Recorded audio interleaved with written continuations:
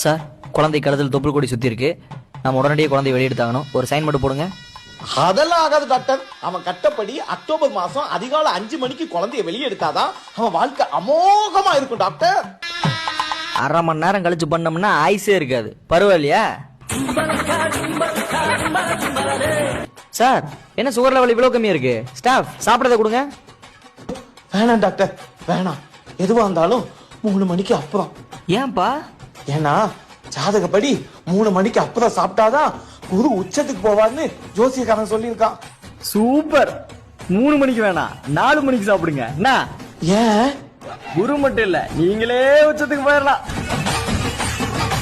கடவுளை நம்புங்கடா, ஆனா இந்த மாதிரி ஆளுங்களை நம்பாதீங்கடா. டாக்டர், இமிடியேட்டா ஒரு ஆபரேஷன் பண்ணணும். ஏப்பா, உடம்புல ஏதாவது பிரச்சனை இருக்கா? அதெல்லாம் ஒண்ணு இல்ல டாக்டர். அடுத்த மாசம் என் கல்யாணம். ஜாதகப்படி என் உடம்புல மருத்துவ செலவு இருக்குன்னு சொல்லி இருக்கு. அதுவா வந்துச்சுன்னா இட உடம்பு எதையா இழுத்து விட்டுரும். அதனால நீங்களே சின்னதா ஒரு ஆபரேஷன் பண்ணீங்கன்னா கணக்கு கழிஞ்சிரும். பண்ணிடலாம். வாங்க. அப்பா டாக்டர், எவ்வளவு ஆச்சு டாக்டர்? இதுக்கு நீங்க பணம் தர வேண்டாம்.